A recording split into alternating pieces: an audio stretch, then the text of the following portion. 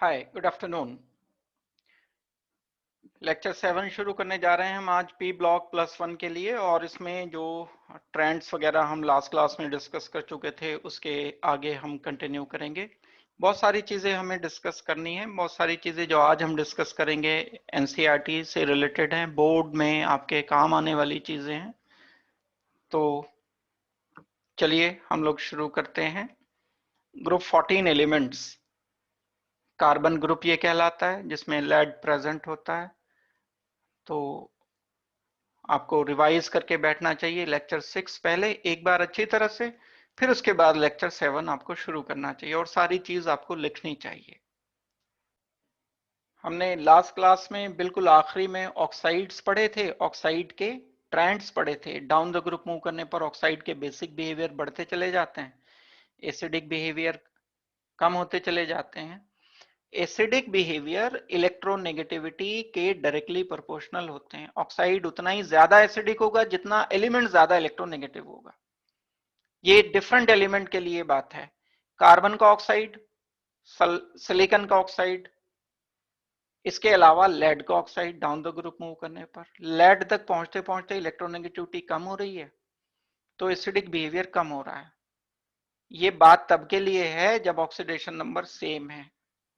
एक पैटर्न, एक ट्रेंड, दूसरा डिफरेंट ट्रेंड।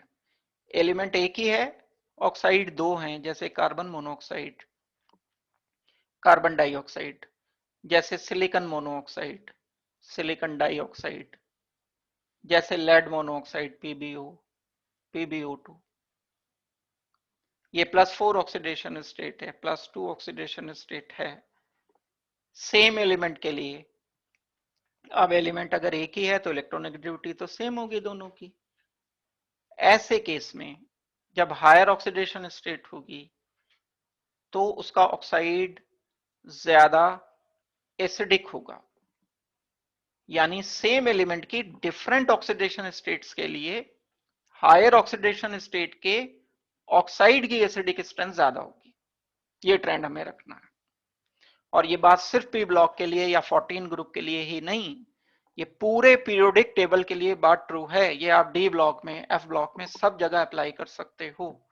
बात कंसेप्चुअल है और हर जगह पर एप्लीकेबल है। इसके बाद हम अब आज जो शुरू कर रहे हैं वो रिएक्टिविटी टुवर्ड्स हेलोजन। हेलोजन होते हैं फ्लोरीन, क्लोरीन, ब्रोमीन, आयोडीन। आप पहले से जानते हो इस बात को कि पी ब्लॉक के बिल्कुल आखिरी में एग्जिस्ट करते हैं ये हेलोजन्स। और हम पढ़ रहे हैं ये ग्रुप 13 के बाद ग्रुप 14। 14 एलिमेंट हमारे पास है, ये कार्बन, सिलिकॉन है, जर्मेनियम है, टिन है, लेड है, पीबी। इन एलिमेंट का पहले हमने ग्रुप 16 यानी ऑक्सीजन से कॉम्बिनेशन किया। Carbon monoxide, carbon dioxide, silicon monoxide, silicon dioxide, lead monoxide, lead dioxide. पहले 16 एलिमेंट के, लेकिन सिर्फ ऑक्सीजन से, क्योंकि हमने बोल दिया था सिर्फ ऑक्साइड, सिर्फ एक एलिमेंट था 16 ग्रुप का। अब जो हम बात करने जा रहे हैं वो 17 ग्रुप के लिए बात करने जा रहे हैं। 17 ग्रुप में बहुत सारे एलिमेंट्स हैं। एक फ्लोरीन है, एक क्लोरीन है, एक ब्रोमीन है, एक आयोडीन है। इन सबको इकट्ठे तौर पर हेलोजन बोला जाता है। एक और भी है, एस्टाटिन है, उसको हम अलग रखते हैं, ये रेडियो एक्टिव एलिमेंट है और मेटल है, इनसे अलग बिहेव करता है। इससे 17 में जो 4 मेंबर्स हैं इससे अलग एस्टाटिन बिहेव करता है, इसको नहीं लाना बीच में। सिर्फ फ्लोरीन, क्लोरीन, ब्रोमीन, आयोडीन, ये 4 एलिमेंट जब ग्रुप 14 एलिमेंट के साथ कॉम्बिनेशन करेंगे तो उनकी रिएक्टिविटी हमें कंपेयर करनी है। अब ये एक एलिमेंट था यहाँ, तो carbon oxygen, silicon oxygen, germanium oxygen, S N oxygen. अब जो सेट बनेंगे रिएक्शन के वो बहुत सारे बनेंगे। जो सेट बनेंगे कार्बन के साथ, पहले फ्लोरीन, फिर क्लोरीन, फिर ब्रोमीन, फिर आयोडीन।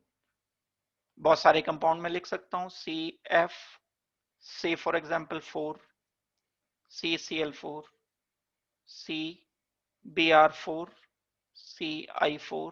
वैलेंसी क्योंकि 4 होती है, आपने पढ़ रखा है 14 ग्रुप में, कॉमन वैलेंसी 4 है, कुछ की 2 भी होती है लेकिन वो नीचे वाले मेंबर में, हैवी मेंबर में होगी। लेड पे जब हम पहुंचेंगे, एसएन पर, जी पर, जब 2 वैलेंसी लिखने का अधिकार होगा हमें, उससे पहले नहीं होगा, उससे पहले तुम 4 ही वैलेंसी लिखेंगे। CF2 कभी लिखा नहीं देखा होगा, लेकिन हम PbF2 लिखेंगे बिल्कुल, क्योंकि डाउन द ग्रुप मूव करने पर लोअर ऑक्सीडेशन स्टेट या लोअर वैलेंसी की स्टेबिलिटी बढ़ती चली जाती है, यही इनर्ट पेयर इफेक्ट था। तो रिएक्टिविटी जब हम चेक करेंगे तो बहुत सारे कंपाउंड बन जाएंगे, और वो रटने नहीं है, कार्बन के साथ सबको कॉम्बिनेशन कर दो, फिर सिलिकॉन के साथ सबको कर दो। इस बार सिलिकॉन की बारी है, सिलिकॉन F4, इसके बाद सिलिकॉन Cl4, इसके बाद सिलिकॉन Br4, फिर सिलिकॉन I4, फिर बारी आई जर्मेनियम की, जर्मेनियम F4 GeCl4 लिखते चले जाओ, फिर बारी आ जाएगी Sn की, फिर बारी आ जाएगी लेड की, PbCl4, PbF4, PbBr4, PbI4, ये बनाते चले जाएंगे हम। अब जब तक हम लेड पर, Sn पर, जर्मेनियम पर पहुंचेंगे तो यहां तक पहुंचते पहुंचते 2 ऑक्सीडेशन स्टेट एग्जिस्ट करने लगेगी। यानी जब मैं लेड लिखूंगा Pb, तो हर एक के लिए 2 लिखूंगा, PbF2, PbF4। डेफिनेटली यहां +4 ऑक्सीडेशन स्टेट है, यहां +2 ऑक्सीडेशन स्टेट है। ये पुरानी बात है जो हम पढ़ते आ रहे हैं, बहुत टाइम लगा करके हमने इस पर पढ़ा है कि हैवी मेंबर की हायर ऑक्सीडेशन स्टेट की स्टेबिलिटी कम होती है, लोअर की ज्यादा होती है। तो PbF2 एंड PbF4 में ये ऑक्सीडेशन स्टेट ज्यादा स्टेबल है, ये कम स्टेबल है। कभी PbF4 आपको गिवन होगा अगर, तो वो अनस्टेबल है, परेशान रहेगा PbF2 में कन्वर्ट होने के लिए। ये कंडीशन बाद के हैवी मेंबर्स में ही आती है, कार्बन में नहीं आ पाती है ये सिचुएशन। ये कंडीशन सिलिकॉन में नहीं आ पाती क्योंकि लोअर ऑक्सीडेशन स्टेट एग्जिस्ट नहीं करती। तो जब हम बाद के हैवी मेंबर लिखेंगे तो हेलोजन और 2 बन गए, यानी लेड का फ्लोराइड +2 ऑक्सीडेशन स्टेट वाला, इसको मैं बोलूंगा लेड 2 फ्लोराइड, ऐसे लिखा करते थे ना, रेडॉक्स में पढ़ा है, Pb एंड सेकंड फ्लोराइड, इसको लिखेंगे लेड 4 फ्लोराइड। जैसे मैंने फ्लोराइड 2 लिखे, ऐसे मैं 2 क्लोराइड लिखूंगा, ऐसे मैं 2 ब्रोमाइड लिखूंगा, ऐसे मैं 2 आयोडाइड लिखूंगा। तो अब कंपेयर करने के लिए कई सारी चीजें हो गई, 2 तरह से चीजों को कंपेयर करना होगा। ट्रेंड ही तो देख रहे हैं हम, पीरियोडिक टेबल ही को तो इलेबोरेट करके पढ़ रहे हैं, कोई नई चीज नहीं कर रहे हैं। कंपेयर करने के लिए हमारे पास जो चीजें हो गई हैं, एक तो ये है कि मैं ग्रुप 14 एलिमेंट को फिक्स कर दूं, कार्बन है तो बस कार्बन ही लेना है मैंने, इसके मैं हेलाइड वेरी कर दूं, फ्लोरीन के साथ, क्लोरीन के साथ, ब्रोमीन के साथ, आयोडीन के साथ। इसकी स्टेबिलिटी चेक करूं, कैसे मैं चेक करूंगा stability? CF4, CCl4, CBr4, CI4 मैंने फिक्स कर दिया ग्रुप 14 एलिमेंट को, उसमें कुछ चेंज मुझे नहीं करना है। फिर दूसरा काम मैंने क्या किया? दूसरा काम मैंने ये किया कि इस बार मैंने ग्रुप 14 एलिमेंट को वेरी कर दिया, चेंज करता रहा मैं, और हेलोजन जो यूज किया उसको फिक्स कर दिया। मान लो फ्लोराइड लिया तो फ्लोराइड लिया, कार्बन का, सिलिकॉन का, जर्मेनियम का, Sn का एंड Pb का फ्लोराइड लिया। ऑक्सीडेशन नंबर 4 रखी तो 4 ही रखी। अब मैं क्या लिखूंगा? CF4, SiF4, GeF4, SnF4, PbF4। ये 2 टाइप के ट्रेंड्स हमें देखने को मिलते हैं स्टेबिलिटी में एंड रिएक्टिविटी में। यानी जब रिएक्टिविटी हम हेलोजन के साथ करेंगे तो एक टाइप की रिएक्टिविटी चलेगी कि हम ग्रुप 14 एलिमेंट को फिक्स कर देंगे, या तो कार्बन लेंगे, या फिर हम सिलिकॉन लेके चारों हेलोजन चेंज करेंगे, या फिर हम लेड लेके चारों हेलोजन चेंज करेंगे। या फिर दूसरा पैटर्न में क्या बनाऊंगा? हेलोजन में फिक्स कर दूंगा और ग्रुप 14 एलिमेंट को वेरी करता चला जाऊंगा। यानी मैं ऐसे, मान लो मैं halogen is equal to chlorine लिख रहा हूं, तो मैं लिखूंगा CCl4,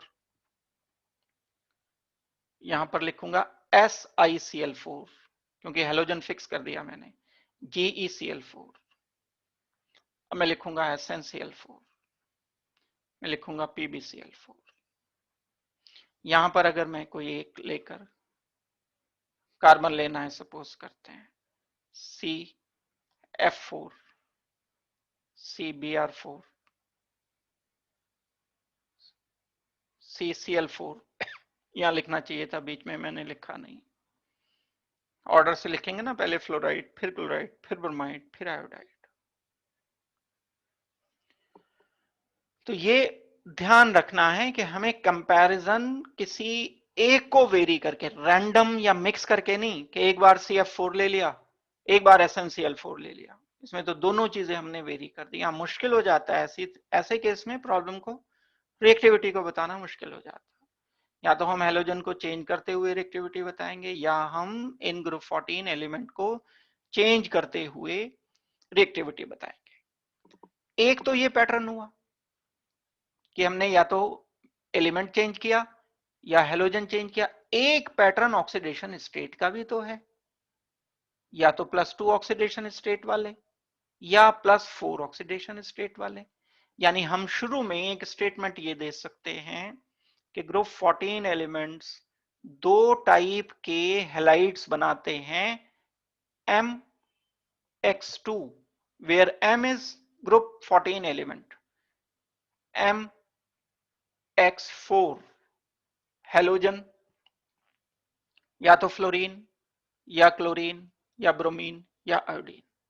एलिमेंट M मतलब ग्रुप 14 एलिमेंट, मेटल नहीं, एलिमेंट, या तो कार्बन या सिलिकॉन या जर्मेनियम या Sn या Pb। ये दो टाइप के फिर बन सकते हैं। एक बेसिस कंपैरिजन का ये रहेगा जिसमें ऑक्सीडेशन स्टेट चेंज करें, बस हम ना तो हेलोजन चेंज करें ना सेंट्रल एलिमेंट चेंज करें। और देखा जाए तो इसको तो हम पहले पढ़ भी चुके हैं। अगर आपको ये कहा जाए PbCl2 में एंड PbCl4 में स्टेबिलिटी बताओ, अलग अलग क्वेश्चन है। कोवलेंट बिहेवियर बताना अलग बात है, साइज ऑफ कैटायन के बेस पर बताएंगे। अगर हमें बताना है कि ऑक्सीडेशन स्टेट की स्टेबिलिटी बताओ, तो आप कहोगे PbCl2 ज्यादा स्टेबलाइज है। इसलिए ज्यादा स्टेबलाइज है क्योंकि डाउन द ग्रुप मूव करने पर लोअर ऑक्सीडेशन स्टेट की स्टेबिलिटी बढ़ती चली जाती है। Pb है ये, मैंने P लिख दिया था, गलत लिख दिया था। तो PbCl2 एंड PbCl4 में PbCl2 will be more stable. तो अब इनमें से क्वेश्चन निकालने हैं हमें तो अपना काम करना है, एफिशिएंटली ये करना है। मैंने आपको वे बता दिया, एक कंपैरिजन के ये 3 वे हमारे पास हैं। हेलोजन से अगर कोई क्वेश्चन आएगा तो बस इन 3 कंसेप्ट के अलावा नहीं आएगा। हाँ, क्वेश्चन तो बहुत बनेंगे। अब उसमें ये दे दें आपसे कि PbCl2 एंड PbI2 में कौन सा ज्यादा स्टेबल है, PbCl2 PbCl4 में कौन सा ज्यादा स्टेबल है, कौन सा ज्यादा रिड्यूसिंग है, कौन सा ज्यादा ऑक्सीडाइजिंग है, which can exist which can not exist, ऐसे करके क्वेश्चन दे दें। जो अनस्टेबल होगा वो एग्जिस्ट नहीं करेगा। वो जो वर्ड हैं जो हम कॉमनली यूज करते हैं उनसे मिलते जुलते वर्ड दे देते हैं रिलेटेड। जैसे अगर आपको कहा जाए कि PB4 पॉजिटिव अनस्टेबल होता है, तो अब वो अनस्टेबल स्टेबल बोलेंगे ही नहीं, ऑक्सीडेशन स्टेट बोलेंगे ही नहीं। Which of the following can not exist, तो हमें अब ये पता होना चाहिए जो अनस्टेबल होगा वो एग्जिस्ट नहीं करेगा या वो कम एग्जिस्ट करेगा। और अगर प्लेनली लिख दिया कि which of the following is less stable, फिर हम कम से कम ऑक्सीडेशन स्टेट वाले का तो जानते हैं, बाकियों का मैं अभी बता रहा हूं स्टेबिलिटी डिसाइड करने का तरीका। रिएक्टिविटी एंड स्टेबिलिटी ये दो अलग अलग चीजें हैं, ये हमें डिस्कस करनी है। तो अब अगर आपको बोला जाए कि ऑक्सीडाइजिंग में ये जो आप बात पहले सीख चुके हो, पहले वो बता रहा हूं। आप ये सीख चुके हो बात के PbCl2 PbCl4, ये जानते हो आप कि लेड 2 पॉजिटिव में एंड लेड 4 पॉजिटिव में, this 4 positive is oxidising in nature. क्या मतलब है ऑक्सीडाइजिंग का? ये ईगर है इलेक्ट्रॉन लेने के लिए, तैयार बैठा है कोई जहां से भी इसे इलेक्ट्रॉन मिलने के चांस होंगे वहां से ये इलेक्ट्रॉन एकदम से तेजी से खींच लेगा, छीन करके भाग जाएगा और खुद रिड्यूस हो जाएगा, इसलिए ये ऑक्सीडाइजिंग एजेंट कहलाएगा। तो लेड 4 पॉजिटिव ऑक्सीडाइजिंग है। अब इसका ऑक्सीडाइजिंग होना इस पर खुद पर तो डिपेंड करता ही करता है, इसमें कोई डाउट नहीं है, लेकिन इसका ऑक्सीडाइज होना इसके साथ जो हम कंबाइन कर रहे हैं उस पर भी डिपेंड करता है। एक ये इलेक्ट्रॉन मैं बोल रहा हूं ले लेगा, तो किसी से तो लेगा ही ना, ये किसी एलिमेंट से इलेक्ट्रॉन लेगा। अब ये एक एलिमेंट ऐसा है, बड़ा ढीठ है, इलेक्ट्रॉन देना ही नहीं चाहता, देता ही नहीं, बड़ा मजबूत है ये अपने इरादे का, ये तो अपना इलेक्ट्रॉन किसी को नहीं देगा। तो लेड 4 पॉजिटिव लाख ऑक्सीडाइजिंग हो, ये ऑक्सीडाइजिंग की तरह से बिहेव नहीं कर पाएगा। और दूसरी तरफ अगर मैं लेड 4 पॉजिटिव को किसी ऐसे ही कच्चे पक्के इरादे वाले एलिमेंट से रिएक्शन करता हूं जो अपने इलेक्ट्रॉन बांटता फिर रहा है, जहां देखा वहीं इलेक्ट्रॉन दे दिया अपना, तो जैसे ही ये एलिमेंट Y इसके कांटेक्ट में आएगा, लेड 4 पॉजिटिव तो दूसरी तरफ है ही ऑक्सीडाइजिंग, ये अपना इलेक्ट्रॉन बड़ी आसानी से इसको दे देगा, इसका काम बन गया। यानी बिल्कुल ये बात करेक्ट है, लेड 4 पॉजिटिव ऑक्सीडाइजिंग है, लेकिन ये तब तक ऑक्सीडाइजिंग नहीं हो सकता जब तक कोई इलेक्ट्रॉन देने वाला इसके साथ मौजूद नहीं है। अगर इसके साथ आपने कोई ऐसा एलिमेंट कनेक्ट करने की कोशिश की जो अपना इलेक्ट्रॉन इसे देता ही नहीं, तब ये ऑक्सीडाइजिंग की तरह से बिहेव नहीं कर पाएगा। हम पढ़ते आते थे ना कि रेडॉक्स रिएक्शन अकेले नहीं होते, ऑक्सीडाइजिंग अकेला नहीं होता, ऑक्सीडेशन रिएक्शन अकेले नहीं होता, रिडक्शन रिएक्शन अकेले नहीं होता, दोनों साइमल्टेनियस होते हैं।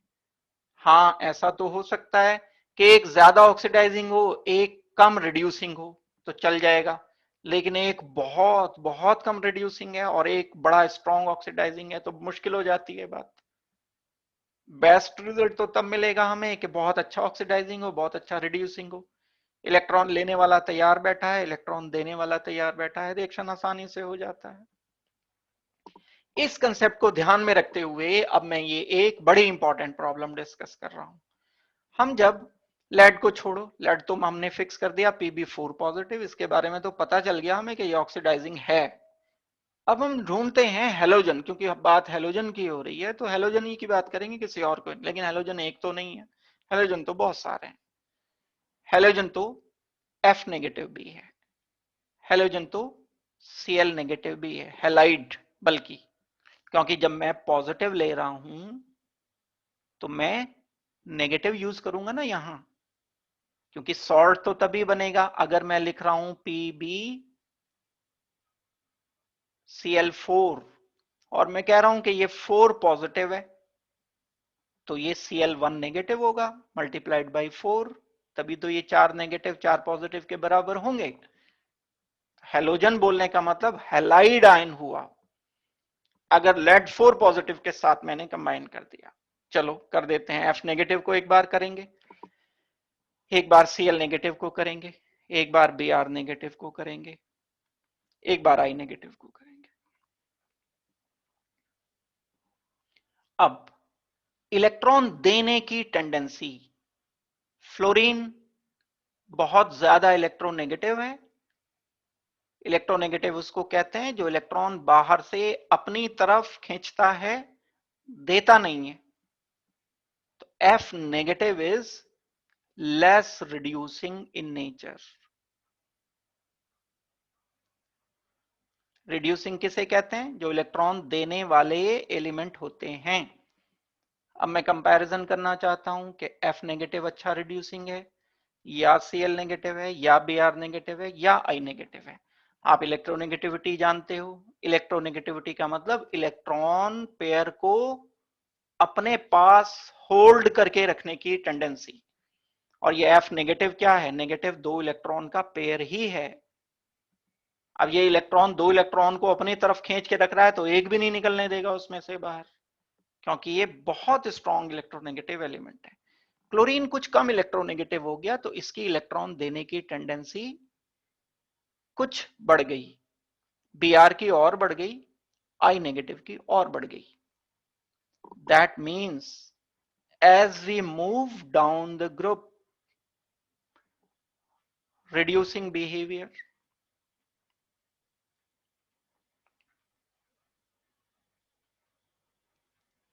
of halide ions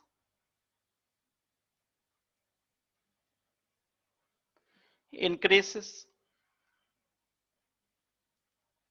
बड़ी इंपॉर्टेंट बात है और कंफ्यूजन ना हो इसलिए मैं हाईलाइट कर रहा हूं बात को। Halide ion, not halogen molecule. I am not asking about F2Cl2Br2। Fluorine reducing नहीं है नेचर में। रिड्यूसिंग बिहेवियर मतलब इलेक्ट्रॉन देने की टेंडेंसी, जैसे जैसे इलेक्ट्रोनेगेटिविटी कम होती जाएगी तो इलेक्ट्रॉन देने की टेंडेंसी बढ़ती जाएगी। इलेक्ट्रॉन देने की टेंडेंसी बढ़ती चली गई तो आई नेगेटिव सबसे अच्छा रिड्यूसिंग हुआ, सबसे ज्यादा चांस है इसके इलेक्ट्रॉन देने के। दूसरी तरफ मेरे पास lead-4 पॉजिटिव है और lead-4 पॉजिटिव नेचर में स्ट्रॉन्ग ऑक्सीडाइजिंग है। ये बात आप अच्छी तरह जानते हो कि पहले से ही ये स्ट्रॉन्ग ऑक्सीडाइजिंग एजेंट की तरह से एक्ट कर रहा है। तो अब मैं दो के साथ अगर इसको कंबाइन करता हूं, दो के साथ कंबाइन करने का मतलब एक बार तो मैंने लिया Pb4 positive and fluorine F4 और इसको मैंने कंपेयर कर लिया PbI4 के साथ। ये तो 4 पॉजिटिव है, ये भी 4 पॉजिटिव है, इसकी ऑक्सीडाइजिंग टेंडेंसी तो दोनों में सेम है, कुछ भी अंतर नहीं है। ये भी lead-4 पॉजिटिव, राइट वाला भी lead-4 पॉजिटिव, लेकिन F नेगेटिव की इलेक्ट्रॉन देने की टेंडेंसी पुअर है, पुअर टेंडेंसी हो गई, नहीं देता ये इलेक्ट्रॉन, यानी वीक रिड्यूसिंग है। आई नेगेटिव की इलेक्ट्रॉन देने की टेंडेंसी ज्यादा है तो यहां लेड का काम चल गया, यानी ये स्टेबल नहीं रह पाएगा। यानी PbI4 PbF4 के कंपैरिजन में कम स्टेबल होगा। दोनों में ऑक्सीडेशन स्टेट सेम है बिल्कुल, उसके बावजूद भी यहां हम इसको इनर्ट पेयर इफेक्ट के बेस पे नहीं कंपेयर कर सकते भाई। इनर्ट पेयर इफेक्ट के बेस पर तब कंपेयर करोगे ना जब दोनों की ऑक्सीडेशन स्टेट अलग अलग होगी।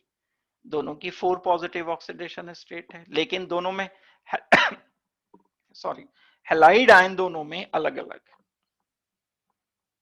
आई नेगेटिव रिड्यूसिंग ज्यादा होने की वजह से lead-4 पॉजिटिव के साथ बड़ी तेजी से अपने इलेक्ट्रॉन डोनेट कर देगा। अब वो अनस्टेबल क्यों है, ये जरूर आप कह सकते हो कि इनर्ट पेयर इफेक्ट की वजह से अनस्टेबल है। तो एक क्वेश्चन ये आता है फ्रीक्वेंटली कि PbF4 एग्जिस्ट करता है, PbI4 एग्जिस्ट नहीं करता। मतलब स्टेटमेंट बता देते हैं पहले से वो, आप खुद नहीं इन्वेस्टिगेट कर सकते कि किस लेवल पे जाके, लेकिन उन्होंने तो बता दिया आपको कि PbF4 एग्जिस्ट कर रहा है, PbI4 एग्जिस्ट नहीं करता। आप इसका रीजन बताओ।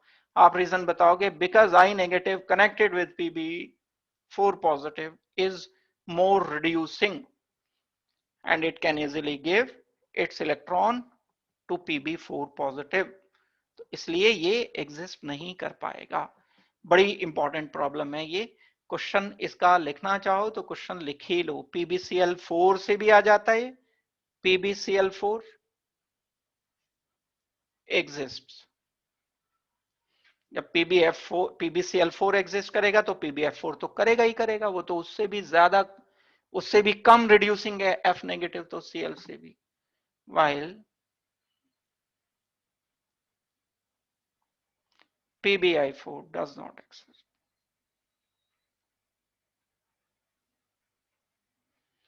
Why? क्या आंसर आपको लिखना चाहिए?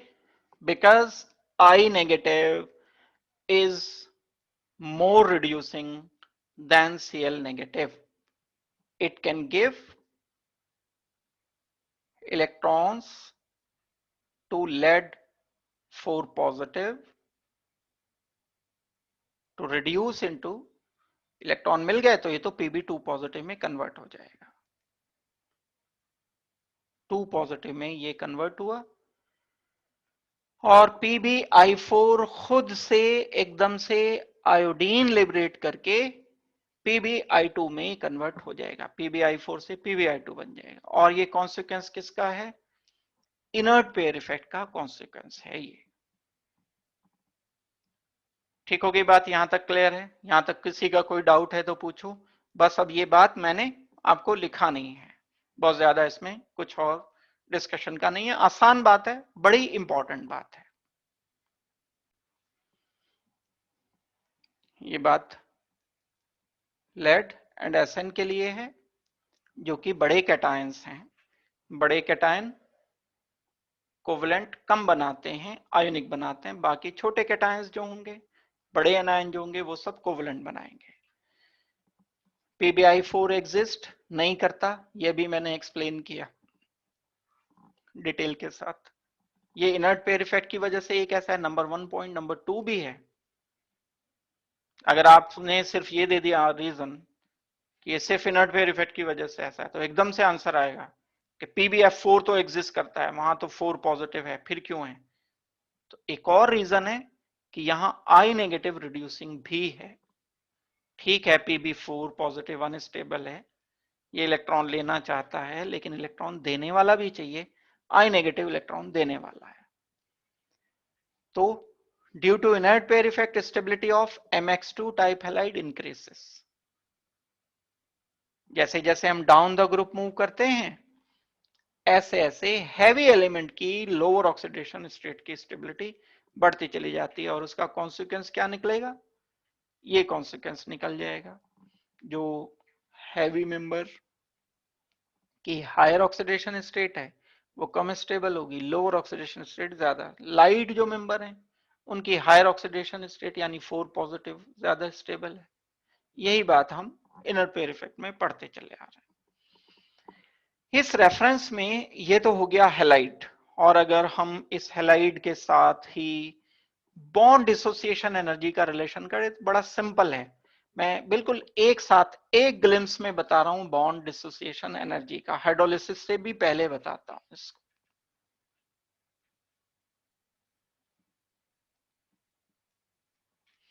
जैसे अगर आपको कहा जाए CF4, CCl4, CBr4, CI4, सबसे बड़ा बॉन्ड है आयोडीन एंड कार्बन, सबसे छोटा बॉन्ड है कार्बन एंड फ्लोरीन। ये सबसे स्ट्रॉन्ग बॉन्ड है, बॉन्ड स्ट्रेंथ की बात हो रही है। CBr4, CI4, बॉन्ड स्ट्रेंथ,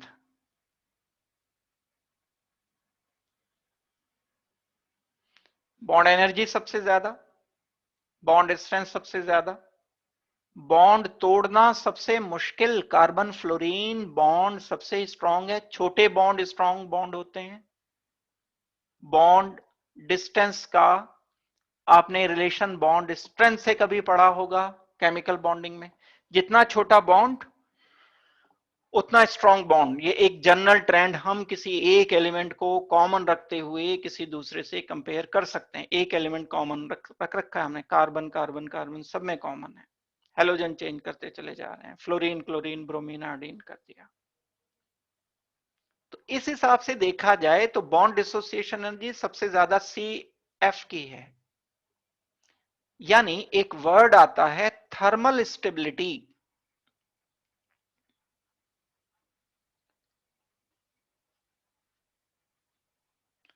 यहां पर हमने सिर्फ स्टेबिलिटी नहीं बोला, अभी थोड़ी देर पहले हम बात कर रहे थे stability of oxidation state.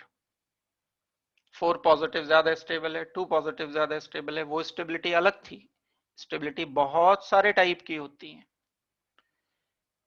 Thermodynamic stability अलग चीज है, थर्मल स्टेबिलिटी अलग चीज है, काइनेटिक स्टेबिलिटी अलग चीज है, वो उससे फिलहाल अभी आपको मतलब नहीं है। लेकिन हम एक एक जो टर्म आता रहेगा उसको एक्सप्लेन करते चले जाएंगे। एक हमने डिस्कस किया ऑक्सीडेशन स्टेट की स्टेबिलिटी। अब है थर्मल स्टेबिलिटी का सिंपल मीनिंग है जब हम किसी चीज को हीट करते हैं तो हीट करने पर वो चीज कितना डिकम्पोज आसानी से होती है, कितना मुश्किल से होती है। देखो, अगर इसके बॉन्ड ए एंड बी के बड़े मजबूत हैं, स्ट्रांग हैं, तो आपको टेम्परेचर बहुत ज्यादा बढ़ाना पड़ेगा, तब ये डिकम्पोज होगा, यानी बॉन्ड टूटेगा तब। इवेपोरेट करने की बात नहीं कर रहा हूं मैं कि आपने उसे उठा के लिक्विड से गैस स्टेट में भेज दिया। वाटर था, वाटर को हीट किया, हीट करने पर वाटर वेपर बन गए, this is not decomposition. Decomposition कहते हैं वाटर था, वाटर का ऑक्सीजन हाइड्रोजन बॉन्ड तोड़ दिया, हाइड्रोजन अलग हो गया H2, ऑक्सीजन अलग हो गया, this is decomposition, this is not evaporation या बॉइलिंग। बॉइलिंग का रिलेशन डिकम्पोजिशन से नहीं है। डिकम्पोजिशन का रिलेशन बॉन्ड की एनर्जी से है। बॉन्ड एनर्जी जितना ज्यादा, डिकम्पोजिशन होना उतना मुश्किल। और बॉइलिंग का रिलेशन इंटरमॉलिक्यूलर फोर्स है, दो डिफरेंट मॉलिक्यूल के बीच में, वाटर का एक मॉलिक्यूल, वाटर का दूसरा मॉलिक्यूल, उसके बीच में जो इंटरमॉलिक्यूलर फोर्स है वो डिसाइड करेगी इसके बॉइलिंग पॉइंट को। अलग अलग बात है। तो डिकम्पोजिशन अलग चीज है। थर्मल स्टेबिलिटी का रिलेशन बॉन्ड की डिसोसिएशन एनर्जी से है, इंटरमॉलिक्यूलर फोर्स से नहीं है। तो डिफरेंट मॉलिक्यूल के बीच का इंटरेक्शन ज्यादा कम थर्मल स्टेबिलिटी डिसाइड नहीं करता। थर्मल स्टेबिलिटी डिपेंड करती है इस बात पर कि किसी मॉलिक्यूल में बॉन्ड की एनर्जी कितनी ज्यादा है। बॉन्ड एनर्जी अगर ज्यादा है तो ज्यादा टेम्परेचर चाहिए ए एंड बी को अलग करने के लिए, यानी डिकम्पोज करने के लिए। और अगर बॉन्ड आसानी से टूट रहा है तो थोड़ा सा टेम्परेचर देने पर ये टूट करके डिकम्पोज हो जाएगा और इसकी थर्मल स्टेबिलिटी कम होगी। अब CI4 को आसानी से सेपरेट किया जाता है, कार्बन आयोडीन आसानी से, क्योंकि वीक बॉन्ड है। कार्बन एंड फ्लोरीन को तोड़ना बड़ा मुश्किल काम है क्योंकि स्ट्रॉन्ग बॉन्ड है। अब हम क्या बोलेंगे कि CF4 की थर्मल स्टेबिलिटी ज्यादा है। ये टर्म बड़ा परेशान करता है। और थर्मल स्टेबिलिटी पर बहुत जगह पर क्वेश्चंस आपको क्या मिलते हैं कि किसकी थर्मल स्टेबिलिटी ज्यादा। कुछ नहीं करना, बॉन्ड डिसोसिएशन एनर्जी पूछी गई है आपसे। बॉन्ड एनर्जी ज्यादा होगी कब? जब बॉन्ड छोटा होगा। बॉन्ड बड़ा होगा। अब आपको ऑक्सीडेशन नंबर नहीं देखना है, बाकी कोई चीज नहीं देखनी है, बात थर्मल स्टेबिलिटी की आ गई। क्योंकि ऐसा थोड़ी है कि जो जो भी कुछ हमें आता है बस सब कुछ लगा देंगे। हमसे जो पूछा गया है वो तो वही चीज निकाल के लाएंगे ना दिमाग में से। थर्मल स्टेबिलिटी मतलब बॉन्ड ब्रेक करना कितना आसान, मॉलिक्यूल को डिकम्पोज करना कितना मुश्किल। कोवलेंट मॉलिक्यूल के लिए एप्लीकेबल है ये बात, मेटल्स के लिए नहीं करते, बाकी दूसरी चीजों के लिए नहीं करते। मेटल तो होते ही 100% प्योर है ना, उन्हें तो मेल्ट करेंगे हम या वेपोराइज करेंगे। कंपाउंड की बात हो रही है जिसमें कोवलेंट बॉन्ड बने होते हैं, या आयनिक बॉन्ड भी हो तो भी चलेगा, लेकिन कंपाउंड होना चाहिए। मेटल्स के लिए हम ये बात अप्लाई नहीं करेंगे। थर्मल स्टेबिलिटी पर बेस्ड अगर मैं अब क्वेश्चन जो मिलेगा आपको, अरेंज द फॉलोइंग, मैं अब सारे क्वेश्चन इकट्ठे एक साथ करके दे रहा हूं। ये arrange in increasing order of, INCER, दोबारा से लिखता हूं,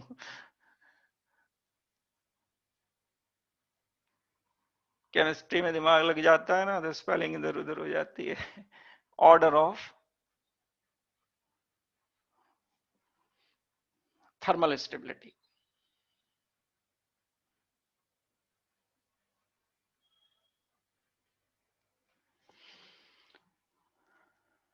जैसे CCl4, SiCl4, GeCl4। थर्मल पूछा है थर्मल ऑक्सीडेशन स्टेट की स्टेबिलिटी पर मत सॉल्व कर देना। कभी कहो कि लेड 4 पॉजिटिव तो क्योंकि पीबी Cl4 थर्मल स्टेबिलिटी सबसे ज्यादा इसकी है, बिल्कुल करेक्ट है बात। छोटा बॉन्ड है ना कार्बन क्लोरीन, कार्बन सबसे छोटा है, बॉन्ड सबसे स्ट्रांग है, हीट ज्यादा चाहिए तोड़ने के लिए, थर्मल स्टेबिलिटी ज्यादा है। बॉन्ड बड़ा हो गया, कम थर्मल स्टेबिलिटी। बॉन्ड बहुत बड़ा हो गया, लेड एंड क्लोरीन के बीच में काफी बड़ा बॉन्ड है, थर्मल स्टेबिलिटी सबसे कम। लेड 4 पॉजिटिव की भी स्टेबिलिटी सबसे कम है। बात करेक्ट निकलेगी, गलती से ठीक हो जाएगा, लेकिन कभी आप एक्सप्लेनेशन दो क्योंकि लेड 4 पॉजिटिव कम स्टेबल होता है इनर्ट पेयर इफेक्ट की वजह से, इसलिए PbCl4 कम स्टेबल है। लेकिन ये रीजन एसर्शन रीजन का अगर क्वेश्चन है तो ये रीजन गलत हो जाएगा। एसर्शन रीजन में आपको देना होगा क्योंकि लेड एंड क्लोरीन के बीच में बॉन्ड बड़ा है, वीकर बॉन्ड है, हीट करने पर आसानी से टूट जाएगा, इसलिए थर्मल स्टेबिलिटी कम है। हमारा आंसर भी ठीक होना चाहिए और आंसर का रीजन भी ठीक होना चाहिए, और आंसर का रीजन ठीक होना आंसर के ठीक होने से ज्यादा इंपॉर्टेंट है। सोचना मेरी बात को। ये थर्मल स्टेबिलिटी का ऑर्डर हो गया। अगर मैं कुछ और जैसे Cl4 या SiBr4 GeBr4 थर्मल स्टेबिलिटी पूछी जाती है, ज्यादा होगी इसकी, CBr4 की और ज्यादा होगी। इस हिसाब से देखा जाए तो सबसे छोटा एलिमेंट कार्बन है ग्रुप का, हेलोजन का सबसे छोटा फ्लोरीन है, तो मोस्ट थर्मली स्टेबल तो ये निकलेगा। इस हिसाब से देखा जाए तो सबसे कम स्टेबल तो थर्मली स्टेबल PbI4 निकलेगा। लीस्ट थर्मली स्टेबल, अपनी बात जगह ठीक है वो कि आई नेगेटिव रिड्यूसिंग है इसलिए भी कम स्टेबल है, PB4 पॉजिटिव अनस्टेबल है इनर्ट पेयर इफेक्ट की वजह से इसलिए भी अनस्टेबल है, ये बात अपनी जगह करेक्ट है। लेकिन थर्मल स्टेबल भी नहीं है PbI4। CF4 जो होता है बिल्कुल इनर्ट होता है, यानी हीट करे जाओ टूटेगा नहीं, टूटेगा नहीं, molecule highly stable, highly stable होता है CF4 मॉलिक्यूल जिसे हम बोलते हैं। तो आपको ये ऑर्डर लिखने आने चाहिए, इतनी अगर आपको मैंने डिटेल बताई है तो आपको थर्मल स्टेबिलिटी लिखनी आनी चाहिए। एक बात तो ये हो गई, आई होप कि ये बात क्लियर हो गई।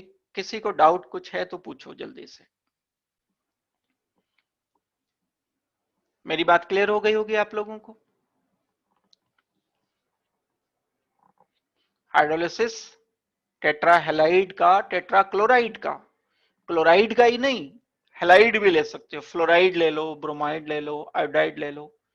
यहां पर लेकिन हमने क्या किया, यहां पर हमने कार्बन का क्लोराइड सिलिकॉन के क्लोराइड के साथ कंपेयर किया। कार्बन का जो क्लोराइड है वो क्योंकि बॉन्ड स्ट्रॉन्गर बॉन्ड है, मुश्किल से टूटेगा। अभी हमने पहले वाली स्लाइड में डिस्कस किया, ये बॉन्ड क्योंकि वीकर बॉन्ड है आसानी से टूट जाएगा, इसलिए इसका हाइड्रोलिसिस होना रिलेटिवली आसान है, इजी हाइड्रोलिसिस, इसलिए हमने इसको लिखा। और ये डिफिकल्ट हाइड्रोलिसिस किस लिए हुआ, क्योंकि ये बॉन्ड स्ट्रॉन्गर है। एक कारण पहला मैंने डिस्कस किया। और हाइड्रोलिसिस होने के बाद बनेगा क्या, सिलिकॉन क्लोरीन को वाटर तोड़ दिया, सिलिकॉन क्लोरीन तोड़ दिया, SiOH4 बन गया। इसे अलग अलग तरह हम लिख सकते हैं, ऐसे तीनों तरह से हम इसे लिख पाएंगे। इससे भी बड़ा रीजन है, इससे भी बड़ा रीजन ये है कि जब सिलिकॉन क्लोराइड के स्ट्रक्चर को आप इमेजिन करोगे, सोचोगे, तो रीजन नंबर 2 एक और आपको एक्सप्लेन करना होगा इसमें, जो कि बड़ा रीजन है। सिलिकॉन के पास क्योंकि d ऑर्बिटल अवेलेबल होते हैं, SiCl4 का अगर मैं स्ट्रक्चर लिखता हूं, तो सिलिकॉन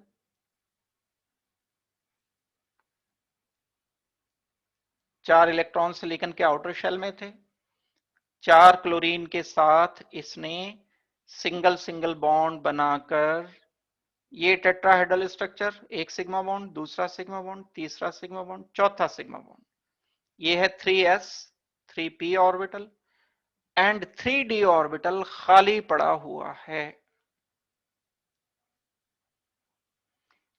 यानी मैं यहां 3d ऑर्बिटल खाली शो कर सकता हूं।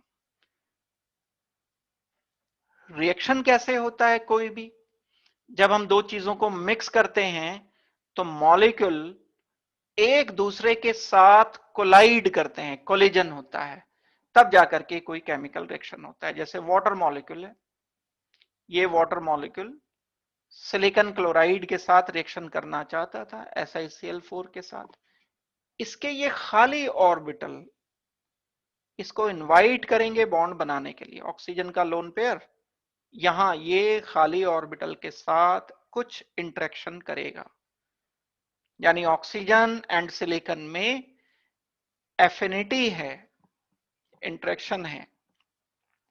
ये काम कार्बन में नहीं हो सकता क्योंकि कार्बन में डी ऑर्बिटल नहीं है, डी ऑर्बिटल नहीं है तो ये काम कार्बन में नहीं हो पाएगा। इसी बात को मैं डिफरेंट तरह से कैसे एक्सप्लेन कर सकता हूं, मैं एक्सप्लेन कर सकता हूं कि जो SiCl4 है उसके पास डी ऑर्बिटल होने की वजह से वाटर एक इंटरमीडिएट कॉम्प्लेक्स बना देता है। बहुत सारे इसके पास डी ऑर्बिटल हैं, एक मान लेता हूं मैं, एक शो कर देता हूं। वाटर आ गया सपोज करते हैं, यहां वाटर आने के बाद एक कॉम्प्लेक्स बना दिया आपने silicon, chlorine chlorine, chlorine chlorine bond बने रहे ये, और एक नया बॉन्ड डी ऑर्बिटल में कोऑर्डिनेटेड जो वाटर के साथ बन गया। कोऑर्डिनेट बॉन्ड को सिंगल बॉन्ड शो किया तो यहां पॉजिटिव यहां नेगेटिव आ गया। वैलेंसी सिलिकॉन की 5 हो गई, हाइब्रिडाइजेशन सिलिकॉन का sp3 से sp3d हो गया।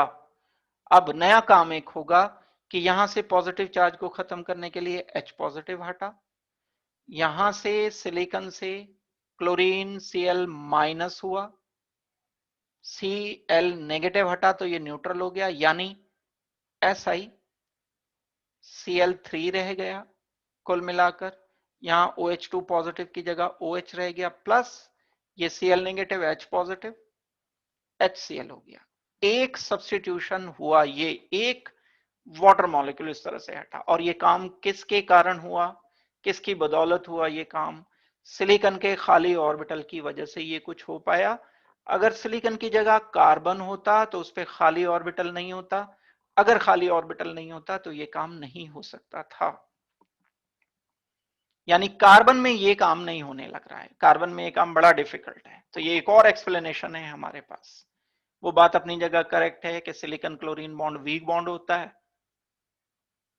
तो वो आसानी से तोड़ ही रहे हम, यहां सिलिकॉन क्लोरीन बॉन्ड टूट जाता है आसानी से,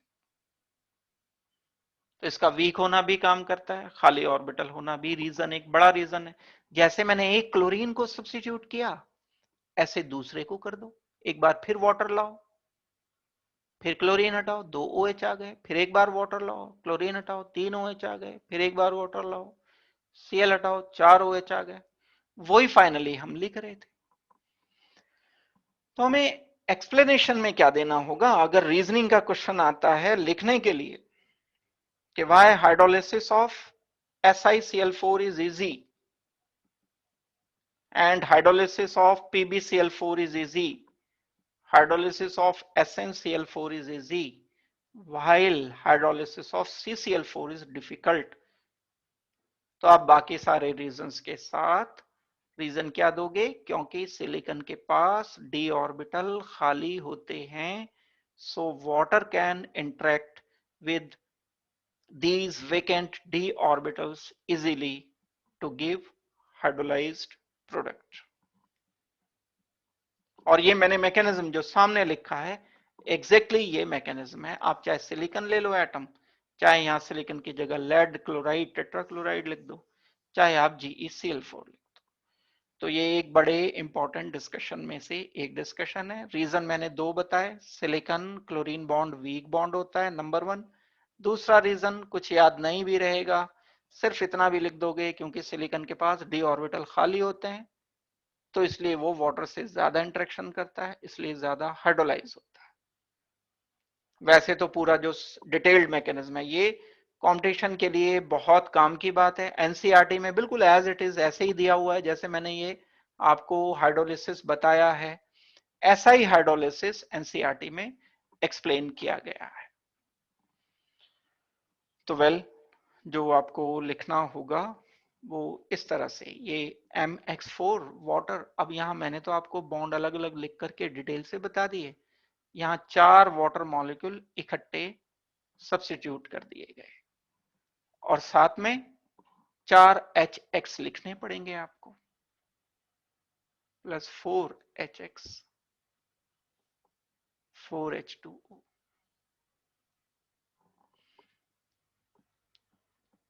हाइड्रोलिसिस ऑफ CCl4 डिफिकल्ट होता है, इसका रीजन आपसे मांगा गया है।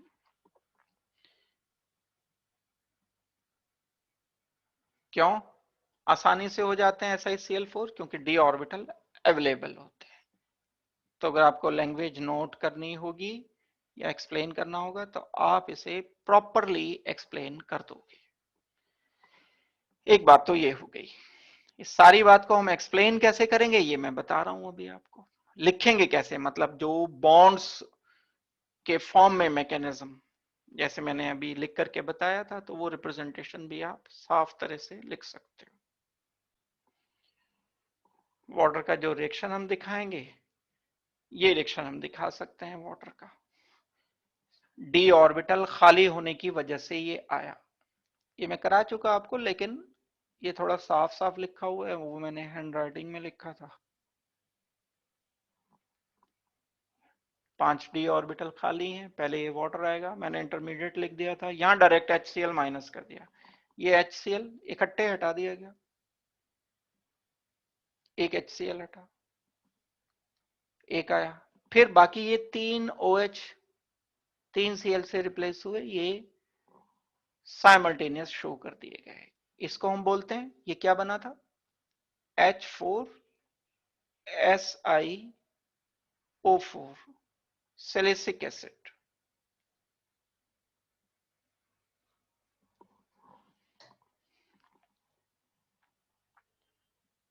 मिलती जुलती सी बात होती है ना, जैसे H2CO3 है, ये कार्बन है, ये ऑक्सीजन हो गए, कार्बन अलग बिहेवियर शो करता है, कार्बन मल्टीपल बॉन्ड बना लेता है, तो यहाँ मल्टीपल बन जाते हैं, C डबल बॉन्ड ऑक्सीजन, ये मल्टीपल नहीं बन पाते सिलिकॉन ऑक्सीजन के, तो यहाँ अलग टाइप का फॉर्मूला बनता है, carbonic acid silicic acid, formula अलग अलग बन जाते हैं। ये ग्रुप का पहला मेंबर अलग टाइप का ऑक्सो एसिड बना रहा है, ग्रुप के बाकी मेंबर अलग मॉलिक्यूलर फॉर्मूला शो करते हुए। रीजन क्या है, ग्रुप का पहला मेंबर मल्टीपल बॉन्ड बनाने की टेंडेंसी रखता है।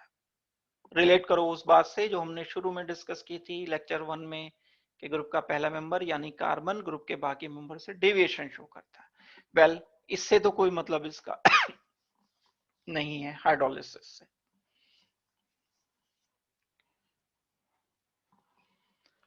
नोट कर लिया होगा सबने, ये हटा रहा हूं मैं इसको। कुछ एक थोड़े से जो इस पार्ट में बचे हुए केमिकल रिएक्शंस हैं, जो सिर्फ एनसीईआरटी के रिएक्शंस हैं वही मैं बताऊंगा, उससे ज्यादा नहीं। जैसे कार्बन मोनोऑक्साइड है, कार्बन मोनोऑक्साइड को हमें प्रिपेयर करना है, CO होता है, इसका स्ट्रक्चर अभी हम डिस्कस करेंगे, इसका रेजोनेंस हम डिस्कस करेंगे, और इसके कॉन्सिक्वेंसेस क्या होते हैं CO के, वो डिस्कस करेंगे। पॉइजनस होता है, जैसे अगर हमें स्मॉल स्केल पर बनाना है, फॉर्मिक एसिड का डिहाइड्रेशन करके बनाते हैं। फॉर्मिक एसिड से अगर वाटर हटा दें, डिहाइड्रेशन का मतलब होता है वाटर माइनस करना, किसी मॉलिक्यूल से अगर वाटर माइनस कर देते हैं। सल्फ्यूरिक एसिड एक ऐसा कंपाउंड है जो डिहाइड्रेटिंग एजेंट है।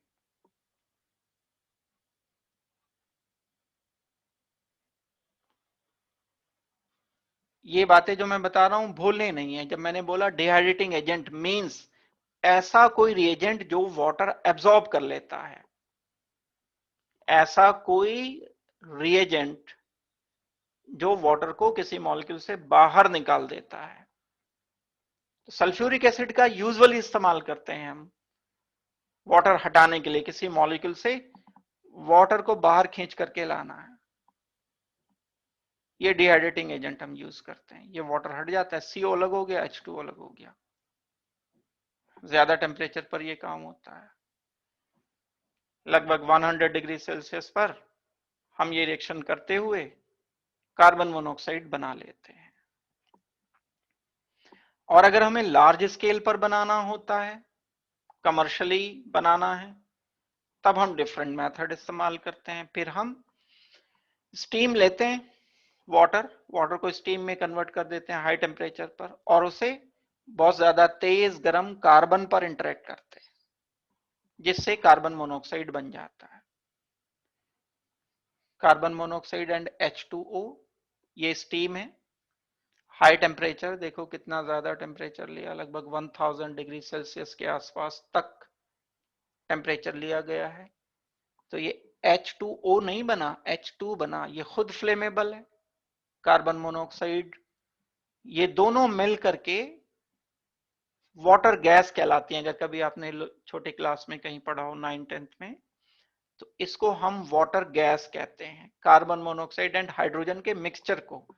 वो एक अलग बात है, ये यूज के अकॉर्डिंग इसको हम, जो इंडस्ट्रीज होती हैं, बड़ी फैक्ट्रियां होती हैं, उसमें फ्यूल की तरह से इस्तेमाल करते हैं। फ्लेमेबल होता है क्योंकि हाइड्रोजन, कार्बन मोनोऑक्साइड भी जब ऑक्सीजन से कंबशन करता है तो large amount of heat produce होता है, इसलिए इसका प्रोडक्शन इंपॉर्टेंट है। ये जो बनता है H2 एंड CO, इन दोनों के कॉम्बिनेशन को, मिक्सचर को वाटर गैस या सिंथेसिस गैस कहा जाता है। और अगर हम इसमें नाइट्रोजन मिक्स कर दें, नाइट्रोजन इनर्ट होता है, थोड़ा सा उसको एनर्जाइज करने के लिए, आगे पंप करने के लिए इसमें नाइट्रोजन मिला देते हैं, कार्बन मोनोऑक्साइड एंड नाइट्रोजन के मिक्सचर को, इसको हम प्रोड्यूसर गैस बोल रहे होते हैं। ये सारे के सारे फ्यूल्स हैं इंडस्ट्रीज के। इंडस्ट्रीज में बॉयलर्स की जरूरत होती है, हाई टेम्परेचर की जरूरत होती है, मेटल्स को मेल्ट करने की जरूरत होती है, या लार्ज स्केल पर वाटर को बॉयल करने की जरूरत होती है। बहुत बड़े बड़े बॉयलर्स होते हैं, तो वहां बड़े एक ऐसे फ्यूल इस्तेमाल करने होते हैं जिनकी कैलोरीफिक वैल्यू बहुत हाई हो, जो large amount of energy liberate करें कंबशन करने पर। कार्बन मोनोऑक्साइड एंड हाइड्रोजन यानी वाटर गैस का मिक्सचर एक ऐसा फ्यूल है जो कि किस तरह से एक्ट करता है, हाई कैलोरीफिक वैल्यू की तरह से यूज किया जाता है। दूसरी बात आ गई इसमें, अगर हम कार्बन मोनोऑक्साइड एंड नाइट्रोजन का कहीं मिक्सचर यूज करते हैं, जस्ट ये इसकी इंपॉर्टेंस है जो आपको याद करना है, बस ये कार्बन एंड ऑक्सीजन को हमने पार्शियल कंबशन किया, कंप्लीट कर देते तो CO2 बन जाता। अधूरा कंबशन किया, पूरा नहीं होने दिया। कार्बन ऑक्सीजन पहले स्टेप में रिएक्शन करके कार्बन मोनोऑक्साइड बनाता है, कार्बन मोनोऑक्साइड फिर दोबारा से ऑक्सीजन से रिएक्शन करके कार्बन डाइऑक्साइड बना देता है, वो हमारे काम का नहीं है। तो इसे बोलते हैं पार्शियल कंबशन। ये ऑक्सीजन जो यूज किया जा रहा है, ये लिमिटेड सप्लाई का ऑक्सीजन होना चाहिए। कम ऑक्सीजन हम इस्तेमाल करेंगे, यहां ज्यादा ऑक्सीजन इस्तेमाल नहीं करेंगे। ज्यादा ऑक्सीजन अगर इस्तेमाल कर लिया गया तब ये कार्बन मोनोऑक्साइड की जगह कार्बन डाइऑक्साइड बन जाता है।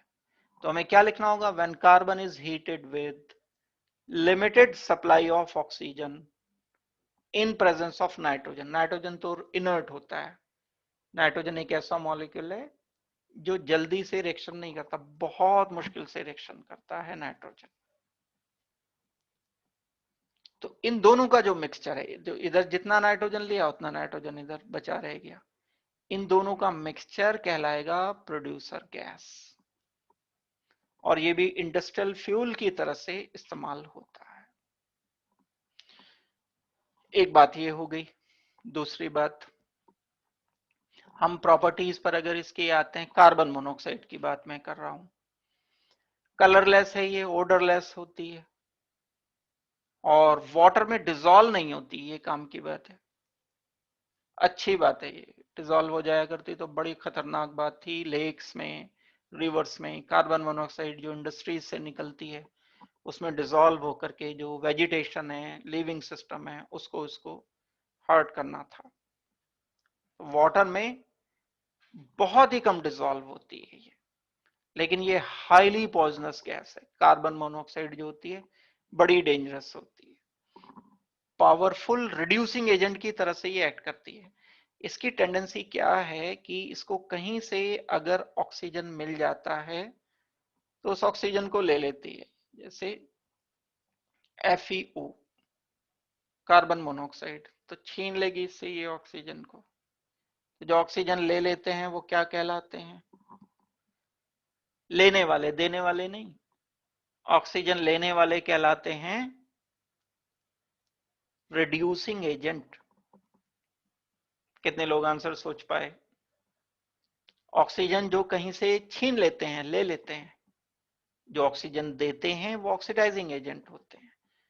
Carbon monoxide powerful reducing agent की तरह से इंडस्ट्रीज में यूज होती है, despite of having its poisonous behaviour. लेकिन फिर भी यूज तो करना पड़ेगा, पॉइजनस है या कुछ भी है। हम कार्बन मोनोऑक्साइड को किसी ऑक्साइड से कंबाइन करते हैं, ऑक्साइड के ऑक्सीजन इसमें एब्जॉर्ब हो जाते हैं, प्योर मेटल बच जाता है, प्योर नॉन मेटल बच जाता है। मेटल या नॉन मेटल बनाने में बड़ा इंपॉर्टेंट रोल होता है कार्बन मोनोऑक्साइड का। नेचर रिड्यूसिंग है, इसलिए हम कार्बन मोनोऑक्साइड लार्ज स्केल पर कभी भी बनाते हैं। तो ये बड़ी इंपॉर्टेंट बात रहेगी आपके लिए, पावरफुल रिड्यूसिंग एजेंट, क्योंकि ये ऑक्सीजन को गेन कर लेता है कहीं से, and reduces almost all metal oxide. जितने भी मेटल ऑक्साइड हैं उनको ये गेन कर लेता है, ऑक्सीजन को गेन करता है। क्या बनाएगा? जैसे एग्जाम्पल के लिए जिंक ऑक्साइड गिवन है आपको, हमने कार्बन मोनोऑक्साइड से रिएक्शन कर दिया तो ये तो कंपाउंड है, ऑक्सीजन आ गया इधर, तो ये बच गया zinc plus carbon dioxide. Zinc metal बचा, मेटल बनाने में जिंक मेटल को हम बना सकते हैं zinc oxide and carbon monoxide की मदद से। Zinc metal can be produced by the reduction of zinc oxide. तो ये मेटलर्जी एक प्रोसेस होता है जिसमें हम मेटल प्रोड्यूस करते हैं और मेटल कॉरेस्पॉन्डिंग ओर्स से बनाते हैं। ओर्स क्या होते हैं? जो मेटल के कॉरेस्पॉन्डिंग कंपाउंड होते हैं, जिनसे मेटल को एक्सट्रैक्ट करना फायदेमंद होता है, उनको ओर्स कहते हैं। तो ये ओर्स यूजुअली ऑक्साइड होते हैं, बहुत सारे होते हैं, और सल्फाइड भी हो सकते हैं, नाइट्रेट भी हो सकते हैं, लेकिन ज्यादातर केस में जो मेटल्स हैं उनके ओर्स ऑक्साइड होते हैं। तो इन ऑक्साइड को हम रिड्यूस कैसे करते हैं? कार्बन मोनोऑक्साइड से ट्रीट करके। जैसे ये दो रिएक्शंस आपके लिए काम करेंगे। Fe2O3 ऑक्साइड ऑफ आयरन, ये और है आयरन का, अर्थ के क्रस्ट में पाया जाता है, जो बड़ी बड़ी जो जिन्हें कहते हैं माइंस हैं, आयरन की माइंस हैं, जैसे झारखंड में, बिहार में, ये बहुत सारी आयरन की माइंस हैं। वहां से ये और हेमेटाइट निकालते हैं, Fe2O3 निकालते हैं, फैक्ट्री में ले जाते हैं इसको, फैक्ट्री में ले जाके ग्राइंड करते हैं, बारीक पाउडर बनाते हैं, बारीक पाउडर ले जाके प्रोसेस करते हैं, वॉश करते हैं, गंदगी हटा देते हैं, Fe2O3 को प्यूरिफाई जितना हो सकता है करते हैं, भट्टी में डाल के मेल्ट कर देते हैं, ऐसे कार्बन मोनोऑक्साइड एक तरफ से पास करते हैं। ये मोल्टेन Fe2O3 कार्बन मोनोऑक्साइड से रिएक्शन करेगा, कार्बन मोनोऑक्साइड से रिड्यूस कर देगा, इसका सारा ऑक्सीजन खींच लेगा, सारा ऑक्सीजन खींच लेगा तो इसको कन्वर्ट कर देगा आयरन में। अब आयरन मेटल बन गया, आयरन मेटल को अलग कर लिया, अब ये इम्प्योर है, वो बात एक अलग है। फिर इसे प्योरीफाई करेंगे, प्योरीफाई करके उसे फैक्ट्रीज में कहीं बाकी सरिया बना दिया, उसकी शीट्स बना दी, उसकी पैनल्स बना दिए, वो बाकी यूज हो जाते हैं, मार्केट में आ जाते हैं, और वो फिर यूज होते हैं बिल्डिंग में, पुल बनाने में, बिल्डिंग मटेरियल में, और सारी चीजों में वो यूज हो जाते हैं। ऐसे ही और जिंक का बहुत है, ये तो दो ही रिएक्शन लिखे हैं मैंने। Metallurgy is branch of chemistry, पूरी केमिस्ट्री की ब्रांच है जिसमें कार्बन मोनोऑक्साइड का बड़ा इंपॉर्टेंट रोल होता है। अब वो बात एक अलग है, ये पॉइजनस है, लेकिन हमें मैनेज करना पड़ेगा चीजों को। बॉन्डिंग अगर हम करते हैं कार्बन मोनोऑक्साइड की, तो एक स्पेशल टाइप का इसमें कोऑर्डिनेट बॉन्ड होता है। देखो, कार्बन के आउटर शेल में पहले बताई थी बॉन्डिंग कभी, 2 इलेक्ट्रॉन है, 2 इलेक्ट्रॉन इधर हो गए, 4 इलेक्ट्रॉन कार्बन के। ऑक्सीजन के आउटर शेल में टोटल इलेक्ट्रॉन है 6। तो अगर मैं इन ऑक्सीजन के इलेक्ट्रॉन्स को ऐसे शो करता हूं,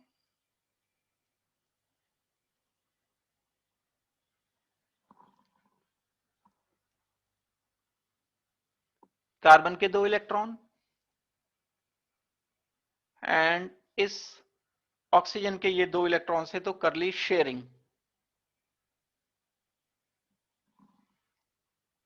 डबल बॉन्ड बन गया, यानी सी डबल बॉन्ड ऑक्सीजन।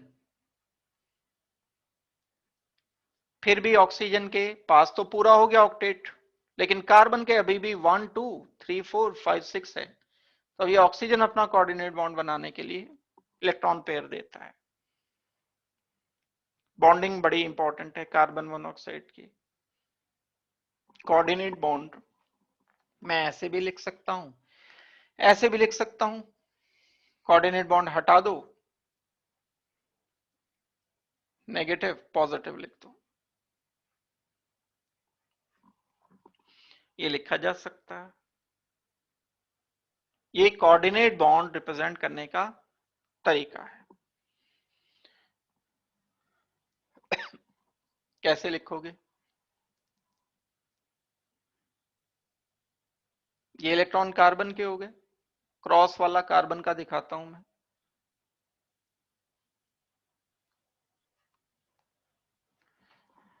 बाकी ये शेयरिंग कर दी 2 इलेक्ट्रॉन ने, एक लोन पेयर, ये किसका लोन पेयर है? ऑक्सीजन का लोन पेयर है, कोऑर्डिनेट बॉन्ड है। हमने तो और भी डिटेल डिस्कस कर रखी है इसकी। हमने और क्या डिटेल डिस्कस कर रखी है? हमने एक चीज जो डिस्कस कर रखी है इसमें, वो इसके बॉन्ड डिस्टेंस को डिस्कस कर रखा है। बॉन्ड डिस्टेंस इसका किस तरह से होता है, वो आपको बॉन्डिंग वाले चैप्टर से जाकर के प्रॉपर तरीके से करना होगा।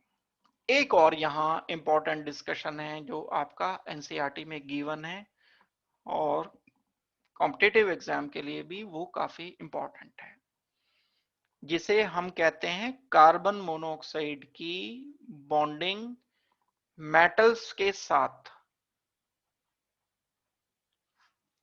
है तो ये बड़ी डिटेल, लेकिन मैं यहां इसको आपको थोड़ा सा डिस्कस करूंगा। पहले तो ये लोन पेयर वगैरह देख सकते हो आप कितने हैं। ऑक्सीजन के पास भी लोन पेयर है, एक बचा, एक तो कोऑर्डिनेट बॉन्ड बनाने में दे दिया ना, एक कार्बन के पास लोन पेयर है। ये लोन पेयर इंडिकेट किया मैंने, क्योंकि ये काम आएगा अभी हमारे जो बॉन्डिंग हम पढ़ने जा रहे हैं उसमें ये लोन पेयर काम आने वाला है।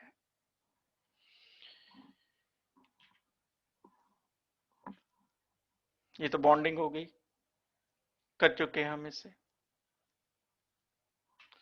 जो मैं आपको बताने जा रहा हूं वो ये बात है, carbon monoxide molecule act as donor.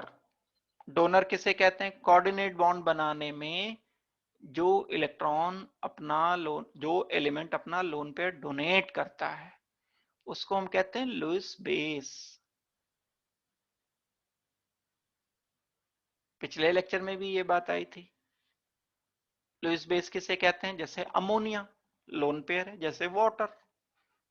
अभी सिलिकॉन को डोनेट किया था थोड़ी देर पहले, SiCl4 प्लस वाटर, वाटर ने अपना लोन पेयर सिलिकॉन के वेकेंट ऑर्बिटल में डोनेट किया, तो SiCl4 को बिना किसी टेंशन लिए आप बोलो लुईस एसिड, वाटर को बिल्कुल पूरे कॉन्फिडेंस के साथ लुईस बेस बोलो। लुईस बेस है, लुईस एसिड है, यही तो पढ़ रखा है लुईस बेस एंड एसिड के बारे में आपने। Carbon monoxide is also working as Lewis base in many reactions, क्योंकि कार्बन के पास भी लोन पेयर है, ऑक्सीजन के पास भी लोन पेयर है। लेकिन अगर कार्बन ऑक्सीजन दोनों के पास है तो ऑक्सीजन थोड़ा सा क्योंकि पॉजिटिव है इसे लोन पेयर को लेके, क्योंकि ज्यादा इलेक्ट्रोनेगेटिव है, क्योंकि ये अपने पास होल्ड करके रखने वाले जो एलिमेंट होते हैं वो इलेक्ट्रोनेगेटिव कहलाते हैं। कार्बन इज लेस इलेक्ट्रोनेगेटिव, ये इस लोन पेयर के लिए उतना पॉजिटिव नहीं है। तो कभी भी लोन पेयर डोनेट करने की बारी आएगी तो कार्बन देगा, ऑक्सीजन नहीं देगा। ये काम की बात पता चली। एक और, अगर कई सारे लोन पेयर हैं किसी मॉलिक्यूल में देने के लिए तो कौन देगा? जो लेस इलेक्ट्रोनेगेटिव होगा, मोर इलेक्ट्रोनेगेटिव। अब वाटर में तो था ही नहीं कोई, एक ही ऑक्सीजन था, तो वही देगा बेचारा, वही लाइन में सबसे आगे लगा हुआ है। यहां लाइन में ये ऑक्सीजन दूसरे नंबर पर है, पहले नंबर पर कार्बन है, कार्बन की बारी है पहली, लेस इलेक्ट्रोनेगेटिव है। इलेक्ट्रोनेगेटिविटी, इलेक्ट्रॉन पेयर को होल्ड करके रखने की टेंडेंसी ऑक्सीजन की ज्यादा है, देने की टेंडेंसी कम है। वेल, तो कार्बन मोनोऑक्साइड मॉलिक्यूल जब डोनर की तरह से ऐड करते हैं, मतलब लुईस बेस की तरह से ऐड करते हैं, किनसे ये ऐड करते हैं? बहुत सारे मेटल्स होते हैं, और बहुत सारे मेटल्स क्या, इसको ओपन ही कर लेते हैं, कौन से मेटल? Transition metals.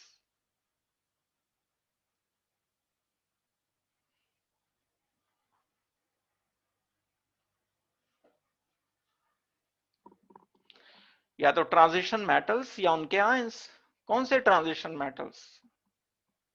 जो बिल्कुल एस एंड पी ब्लॉक के बीच में हैं। आयरन, कोबाल्ट, निकल, क्रोमियम, मैंगनीज, इन ट्रांजिशन एलिमेंट की बात हो रही है। इन ट्रांजिशन एलिमेंट में जब आपने कभी इनकी प्रॉपर्टी अगर S P D F block की पढ़ी हो तो एक खास बात ये होती है कि इनमें खाली ऑर्बिटल होते हैं, जिसकी वजह से ये मेटल्स या इनके आयंस लुईस एसिड की तरह से ऐड कर सकते हैं। आयरन लिखा आपने, या आयरन के अलावा कोबाल्ट लिखा, निकल लिखा, कोबाल्ट ले लेते हैं, निकल लिख सकते हैं, कोई सा भी एक ट्रांजिशन एलिमेंट लिखो। निकल का एटॉमिक नंबर पता ही है आपको, जैसे ही मैं पूछूंगा तो एकदम आप बता दोगे कि 27 होता है, इसमें क्या बताने की बात है? नहीं, 28 होता है, 27 बताओगे तो गलत बताओगे। तो इलेक्ट्रॉनिक कॉन्फ़िगरेशन मैंने लिखा 1s 2s 2p 3s 3p 4s 3d, ये कॉन्फ़िगरेशन मैंने लिख दिया। जब ये कॉन्फ़िगरेशन मैंने इसका लिख दिया तो 4s 2 3d 8 ये आ गया। इसके बाद 4s शुरू हो चुका, 3d पूरा हो गया। ये 4s के बाद 4p खाली पड़ा हुआ है, 4d खाली पड़ा हुआ है। शेल अगर मैं बनाऊं, पहला शेल, दूसरा शेल, तीसरा शेल, चौथा शेल। चौथे शेल में 4s2 है, 4p 0 है, 4d 0 है, 3d यहां पर है, 3d 8। ये p orbital and d orbital खाली पड़े हुए हैं, 3 p ऑर्बिटल खाली हैं, 5 d ऑर्बिटल खाली हैं। इसलिए ट्रांजिशन मेटल मैं कह रहा हूं। तो जब ट्रांजिशन मेटल्स या उनके आयंस जरूरी नहीं है कि आप निकल ही लो, निकल 2 पॉजिटिव भी ले सकते थे। निकल 2 पॉजिटिव में से 2 इलेक्ट्रॉन निकाल देते। कौन से इलेक्ट्रॉन निकालते? ये वाले एस। एस भी खाली हो गया और मदद ही मिली हमें। तो डोनर एक्सेप्टर सिस्टम क्या होता है? एक एलिमेंट मेरे पास ए है, उसके पास खाली ऑर्बिटल है। एक एलिमेंट बी है, इसके पास लोन पेयर है। जिसके पास लोन पेयर है वो डोनर है, लुईस बेस है। जिसके पास खाली ऑर्बिटल है वो लुईस एसिड है। कार्बन मोनोऑक्साइड एक कॉमन टाइप के कंपाउंड बनाता है जिन्हें हम मेटल कार्बोनिल कहते हैं। ये किनके साथ बनते हैं? ये बनते हैं जब ट्रांजिशन मेटल्स जिनके पास खाली ऑर्बिटल्स हैं वो कार्बन मोनोऑक्साइड के साथ ट्रीट करते हैं। ये बॉन्डिंग बड़ी एक इंपॉर्टेंट बॉन्डिंग होती है। यहां तक मेरी बात आई होप कि आपको समझ आ गई होगी। इसको बोलते हैं मेटल कार्बोनिल की bonding, bonding in metal carbonyl. अब इतनी बात खत्म नहीं होती, ये क्योंकि दिया हुआ है इसमें, क्योंकि बॉन्डिंग का ये वाला पार्ट इंपॉर्टेंट पार्ट है। और +2 में आप एक चैप्टर कोऑर्डिनेशन कंपाउंड का पढ़ते हो, पूरा का पूरा चैप्टर इन ट्रांजिशन मेटल के कंपाउंड पर बेस्ड है। इससे मिलता जुलता सा है उसमें कुछ काफी, तो इसलिए एनसीईआरटी में उसका थोड़ा सा यहां लिंक दे करके उन्होंने छोड़ दिया। यानी ये वाली बात अगर समझोगे तो +2 का एक पूरा एक बड़े चैप्टर का विंडो खुल जाएगा, उसकी बॉन्डिंग के पैटर्न आपको पता चलेंगे। तो अगर मैं निकल की बात करता हूं, निकल के पास कुछ खाली ऑर्बिटल्स थे। इसमें कार्बन मोनोऑक्साइड ने अपना लोन पेयर डोनेट कर दिया। कौन सा बॉन्ड बना ये? कोऑर्डिनेट।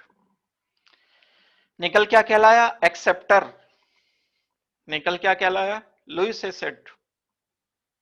कार्बन मोनोऑक्साइड क्या कहलाया? डोनर। कार्बन मोनोऑक्साइड क्या कहलाया? Lewis base.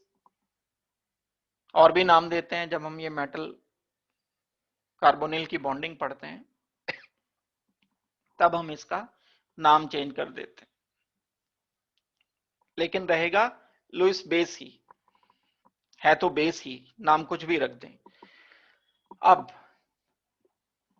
एक और फिनोमेनन इसमें होता है जो हमें कंसीडर करना है, और आप समझ सकते हो वो ऐसा कुछ अप्रोच से बाहर नहीं है।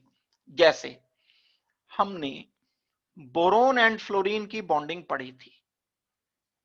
बोरोन एंड फ्लोरीन के बीच में एक बॉन्ड बन चुका था। फ्लोरीन के पास लोन पेयर फिर भी बचा हुआ था। बोरोन के पास वैकेंट ऑर्बिटल था। बॉन्ड बन जाने के बाद, बॉन्ड बन जाने के बाद, क्या बोल रहा हूं मैं? बॉन्ड बन जाने के बाद जब लोन पेयर इसके खाली ऑर्बिटल में डोनेट करता है तो ये बैक बॉन्डिंग कहलाती है। This is not back bonding. ये तो पहली बार का ही बॉन्ड बन रहा है निकल एंड कार्बन मोनोऑक्साइड के बीच में। This is simple kind of bonding. तो निकल या मेटल एंड कार्बन मोनोऑक्साइड के बीच में एक कोऑर्डिनेट बॉन्ड बन गया। This is not back bond. लेकिन इस निकल के पास या मेटल के पास लोन पेयर हो सकता है। इस कार्बन मोनोऑक्साइड के पास खाली ऑर्बिटल हो सकता है। इस खाली ऑर्बिटल में ये मेटल बैक बॉन्डिंग शो कर सकता है, जो कि कार्बन मोनोऑक्साइड की टिपिकल टाइप की बॉन्डिंग की पहचान है। तो जब कभी कार्बन मोनोऑक्साइड का एक मॉलिक्यूल मेटल के वैकेंट ऑर्बिटल में कोऑर्डिनेट बॉन्ड बना चुकता है, तो मेटल का लोन पेयर कार्बन मोनोऑक्साइड के वैकेंट ऑर्बिटल में अपना लोन पेयर वापस डोनेट कर देता है। इस प्रोसेस को बोलते हैं हम बैक बॉन्डिंग। कौन सी बैक बॉन्डिंग भाई? ये बैक बॉन्डिंग तो हमें पता था कि पी पाई एंड पी पाई थी। क्लास अच्छी तरह से पढ़ी होगी तो ये बातें समझ आएंगी, ऐसे नहीं आएंगी चलते फिरते। पी पाई बैक बॉन्डिंग थी क्योंकि ये ऑर्बिटल भी पी ऑर्बिटल था, ये ऑर्बिटल भी पी ऑर्बिटल था। लेकिन ये ऑर्बिटल तो जिसमें लोन पेयर है वो डी ऑर्बिटल है, ये ऑर्बिटल तो जिसमें खाली ऑर्बिटल है ये पी ऑर्बिटल है। अभी मैं बताऊंगा कि ये कौन सा पी ऑर्बिटल की मैं बात कर रहा हूं। तो ये होगा डी पाई पी पाई बैक बॉन्डिंग। कार्बोनिल में, मेटल कार्बोनिल में ये स्पेशल टाइप की बॉन्डिंग होती है। मेटल अपना lone pair, sorry carbon monoxide अपना लोन पेयर मेटल के वैकेंट ऑर्बिटल में देगा, मेटल अपना लोन पेयर कार्बन मोनोऑक्साइड के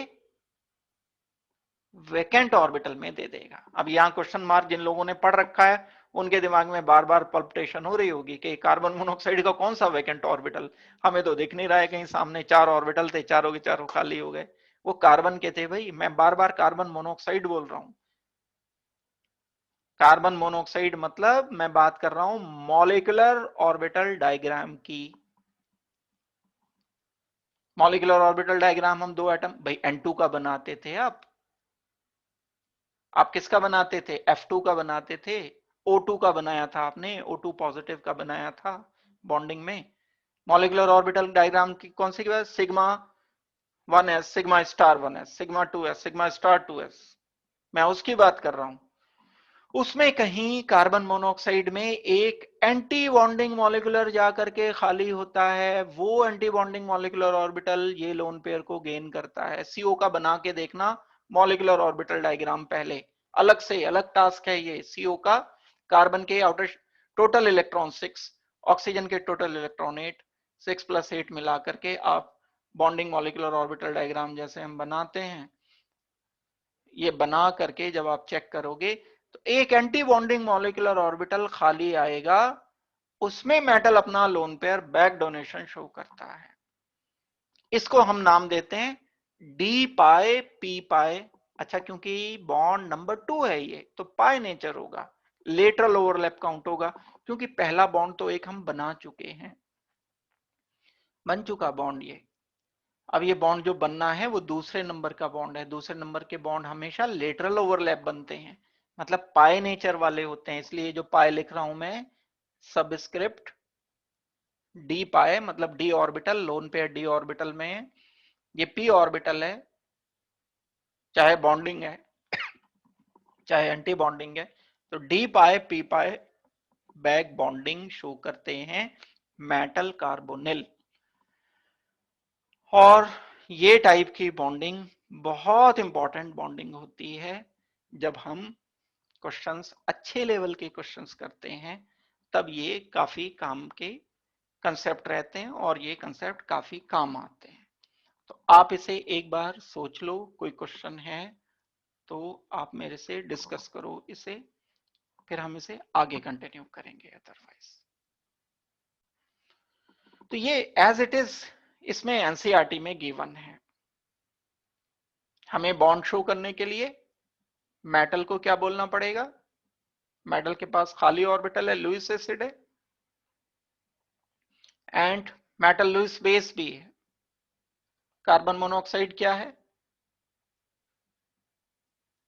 लुईस बेस भी है, लोन पेयर इसके खाली ऑर्बिटल में डोनेट करता है। कार्बन मोनोऑक्साइड लुईस एसिड भी है क्योंकि इसके पास ये खाली ऑर्बिटल है। ये ऑर्बिटल कौन सा है, बस इस पे फोकस करने की बात है, रिलेटेड क्वेश्चन क्योंकि इससे मिलते हैं। ये ऑर्बिटल ना तो कार्बन का है ना ऑक्सीजन का है, एटॉमिक ऑर्बिटल नहीं है, ये है मॉलिक्यूलर ऑर्बिटल। और इसका नेचर होता है P orbital, P star, anti bonding molecular orbital. ये मॉलिक्यूलर ऑर्बिटल है मेटल का वैकेंट ऑर्बिटल, इसके खाली ऑर्बिटल में बैक बॉन्डिंग बनाता है। ऐसे ऑर्बिटल की फॉर्म में रिप्रेजेंट किया, कार्बन का एक एक कोऑर्डिनेट बॉन्ड बना दिया गया, इसका जो लोन पेयर है, lone pair anti bonding molecular orbital show किया गया बस। इसके आगे चल के हम +2 में इसी से आगे बढ़ते हैं। इसकी बॉन्ड लेंथ पर फर्क पड़ता है, बॉन्ड डिस्टेंस का, बॉन्ड लेंथ का, बॉन्ड एनर्जी का रिलेशन पूछा जाता है इससे। लेकिन ये तो पहले फेज की बात तो एक ये होती है। एक ये बॉन्डिंग हमने की जिसको हमने नाम दिया बॉन्डिंग इन मेटल कार्बोनिल।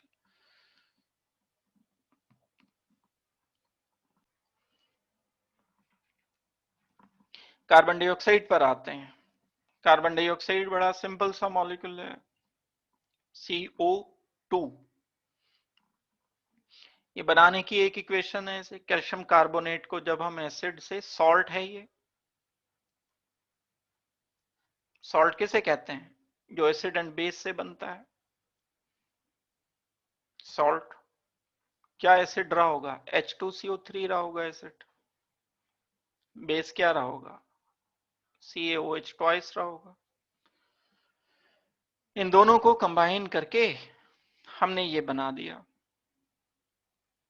इस सॉल्ट को जब मैं एसिड से रिएक्शन करता हूं तो ये इस सॉल्ट के बेस से रिएक्शन कर लेता है, H2CO3 बचा रह जाता है। H2CO3 carbonic acid CO2 and water में टूट जाता है, बचा रह जाता है CaCl2। CaOH twice and HCl आपस में रिएक्शन करके CaCl2 बनाते हैं। वेल, ये सॉल्ट एसिड से डिकम्पोज होकर कार्बन डाइऑक्साइड बनाता है। बनाने का तरीका ही हम देख रहे हैं। बॉन्डिंग इसकी मैं नहीं समझता कि आपको नहीं आती होगी, बड़े आराम से आप इसे सोच सकते हो। कार्बन मोनोऑक्साइड sp हाइब्रिडाइज्ड है, लोन पेयर्स इस पर दो लोन पेयर्स हैं। लीनियर है कार्बन डाइऑक्साइड, डाइपोल मोमेंट 0 होते हैं। लीनियर होने की वजह से net bond dipole, bond dipole submission करोगे इसको μ1 कह दो, μ2 कह दो, mu will be equal to μ1 plus μ2। Submission होता है सारे बॉन्ड्स का, नेट डाइपोल है ये, इसे बोलते हैं नेट डाइपोल। इसका और इसका सबमिशन किया तो क्योंकि डायरेक्शन अपोजिट है, जितना ये आएगा उतना ही आएगा, लेकिन मैग्नीट्यूड की वजह से, अपोजिट की वजह से माइनस हो गया, तो नेट 0 वैल्यू इसकी आ जाएगी। कार्बन डाइऑक्साइड के डाइपोल मोमेंट 0 होते हैं, कार्बन मोनोऑक्साइड के नहीं होते डाइपोल मोमेंट 0, कार्बन डाइऑक्साइड के होते हैं 0। रेजोनेंस भी शो करता है, रेजोनेंस की वजह से बॉन्ड डिस्टेंस पर भी फर्क पड़ता है, ये हम कर भी चुके हैं पहले discuss. Carbon double bond oxygen, double bond oxygen, ये ऑक्सीजन पर बॉन्ड पेयर आया, लोन पेयर्स थे मेरे पास इस पर 1 एंड 2। ये पाई बॉन्ड वीक होता है, टूटकर ऑक्सीजन पर आ गया तो क्या बचा, कार्बन, ऑक्सीजन पर लोन पेयर हो गए, negative charge and positive double bond oxygen. अब क्या करें हम, इस कार्बन पर खाली ऑर्बिटल है, ये लोन पेयर डीलोकलाइज होगा। खाली ऑर्बिटल लोन पेयर जब साथ साथ आ जाते हैं तो बॉन्ड बन जाता है। शायद ये डिस्कस किया मैंने आपको बॉन्डिंग में, तो ऑक्सीजन पर पॉजिटिव लिखेंगे, 3 लोन पेयर्स हो गए। रेजोनेंस में बताया होगा जरूर, एक रेजोनेटिंग स्ट्रक्चर, दूसरा, तीसरा। इसके रेजोनेटिंग स्ट्रक्चर कार्बन डाइऑक्साइड के काम के हैं, ये आपको ढंग से करने चाहिए। इसमें कुछ डाउट किसी को है तो पूछ सकते हो।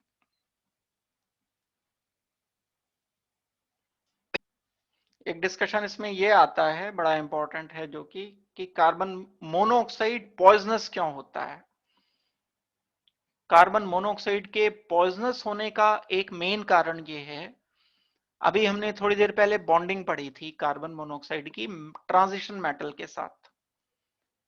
ट्रांजिशन मेटल के साथ ये बड़ा पक्का बॉन्ड बना रहा है, CO, ये अपना लोन पेयर इसे देगा,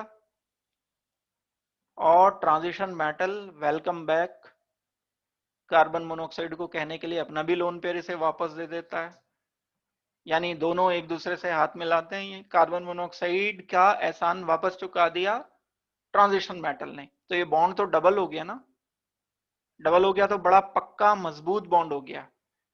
transition metal, iron metal is one of the transition metal, बहुत सारे ट्रांजिशन मेटल्स हैं, उसमें आयरन भी है। और ये आयरन हमारे ब्लड में हीमोग्लोबिन की तरह से होता है। हीमोग्लोबिन में हीम जो होता है वो आयरन ही होता है। और हीमोग्लोबिन एक कॉम्प्लेक्स होता है जो किसी एक मॉलिक्यूलर प्रोटीन के साथ कंबाइंड रहता है। ये अगर गलती से कोई कार्बन मोनोऑक्साइड इनहेल कर ले, कार्बन डाइऑक्साइड के साथ कहीं एनवायरनमेंट में कार्बन मोनोऑक्साइड भी है, तो लंग्स उसे एब्जॉर्ब करते हैं, कार्बन डाइऑक्साइड ब्लड में आ जाएगा। ब्लड में आने पर ये आयरन इस कार्बन का, ये तो क्योंकि मेटल है, ये आरबीसी में पाया जाता है हीमोग्लोबिन। हीमोग्लोबिन कार्बन मोनोऑक्साइड के साथ कंबाइन कर जाता है, चिपक जाता है। जबकि इस आयरन का काम है क्या ब्लड में? ऑक्सीजन सप्लाई करना टिश्यूज को।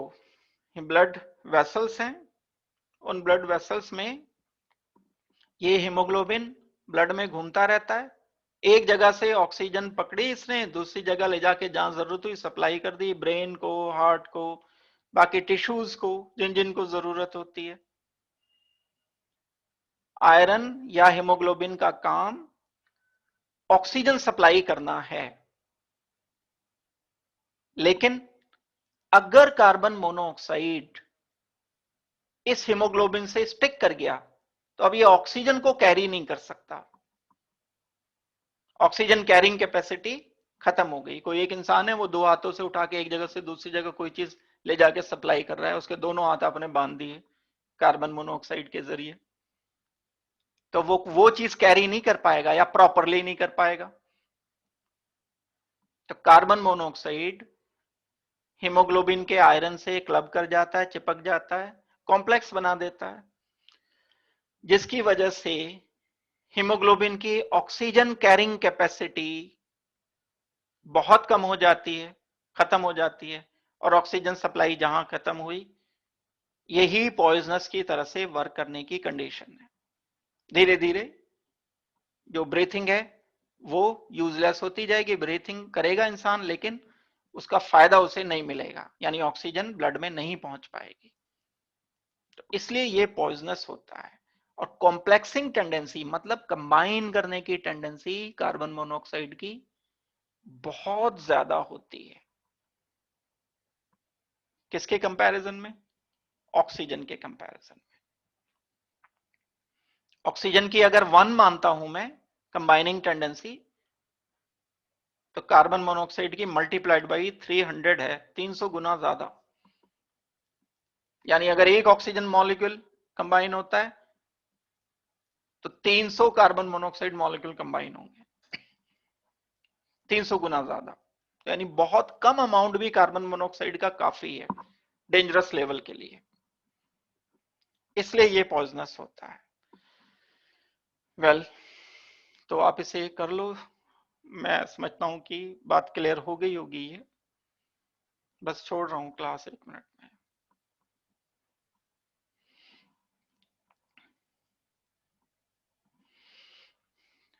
चलो फिर आज के लिए हम इतना ही रखते हैं, थोड़ी एक्सीड कर गई आज की क्लास ये, और अगले क्लास में जो बचा हुआ पोर्शन है हम इसको करेंगे।